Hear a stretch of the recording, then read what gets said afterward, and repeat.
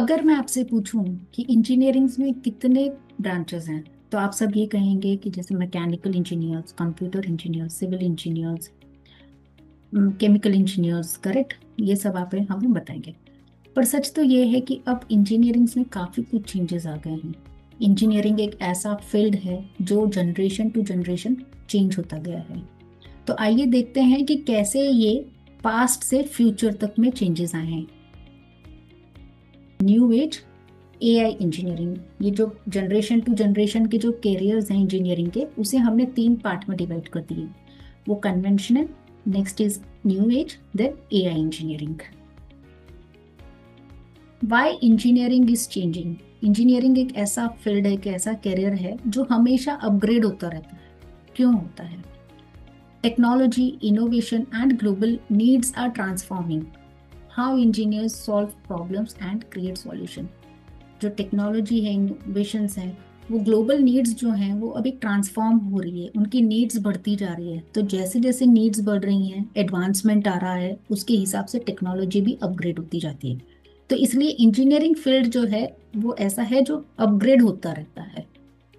So if we will see कि past, present and future के अगर ये कैटेगराइज्ड इंजीनियरिंग फील्ड को देखें, तो पास्ट में जो था वो एक इंडस्ट्रियल रिवॉल्यूशन, जो कि बेसिकली फोकस करता था building physical infrastructure and industrial system. Then आया डिजिटल रिवॉल्यूशन जो प्रेजेंट है अभी, creating smart, connected and efficient solution. Then next जो फ्यूचर है इंजीनियरिंग का, जो कैरियर का जो नेक्स्ट फ्यूचर है, वो बेसिकली फोकस करता है building intelligent system that learn, predict and make decision. मतलब कि सारे काम वो कर रहा है, वो सीख भी रहा है, वो डिसीजन भी ले रहा है, और वो प्रिडिक्ट भी कर रहा है कि आने वाले फ्यूचर में क्या पॉसिबिलिटीज हैं। Correct. Now we will see conventional engineering क्या है। कन्वेंशनल इंजीनियरिंग जो है वो एक फाउंडेशन को, एक फिजिकल इंफ्रास्ट्रक्चर को ज्यादा बिल्ड करते थे। जैसे civil engineer, mechanical engineer, electrical engineer, chemical engineer. तो ये जो इंजीनियर थे वो एक फिजिकल इंडस्ट्रियल, जैसा भी इंडस्ट्री डेवलप कर रहे हैं, इंफ्रास्ट्रक्चर बनाना है, तो वो जो टाइम था 1950 टू 2005, वो conventional engineering. Then from 2005 to 2025 new age engineering आया, जिसमें ज्यादातर जो फोकस होता था smart technology, automation, innovation and sustainability में। और उसके जो ब्रांचेस थे, that is robotics, mechatronics, renewable energy, biomedical, electric vehicle, IoT, that is internet of things. ये सारे ब्रांचेस जो हैं वो न्यू एज इंजीनियरिंग में डेवलप हुए हैं।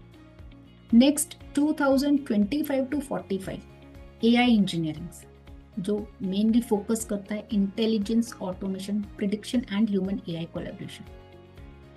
अब इससे रिलेटेड जो न्यू ब्रांचेस हैं, AI engineering, machine learning engineering, data engineering, computer vision engineering, AI robotics engineering, autonomous system engineering. So these are the AI engineering branches. So if we will see, हम इन तीनों type को, ये तीनों जो generation को अगर एक साथ में देखें, तो 1950 टू 2005 कन्वेंशनल इंजीनियरिंग हुआ करते थे। Then 2005 to 2025 new age engineering होते थे। 2025 टू नेक्स्ट 2045, मतलब अगले 20 साल का जो इंजीनियरिंग का कैरियर है वो किस में है? वो एआई ड्रिवन इंजीनियरिंग। और इसमें जो कैरियर्स हैं वो है AI engineering, machine learning engineering, data engineering, computer vision engineering, AI robotics engineering, autonomous system engineering. तो ये सारे जो है ये आपको जनरेशन वाइज जो इंजीनियरिंग में चेंजेस आए हैं वो बताया गया है।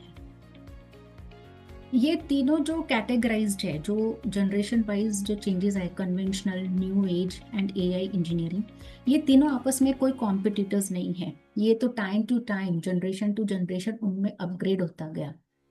इसी से ऐसे ही कुछ आपको अगर इंफॉर्मेशन चाहिए किसी कैरियर के लिए या आपके बच्चे के कैरियर फ्यूचर प्लान के लिए, तो एक फ्री सेशन काउंसलिंग बुक करिए और एक 1-on-1 मीटिंग सेट करिए।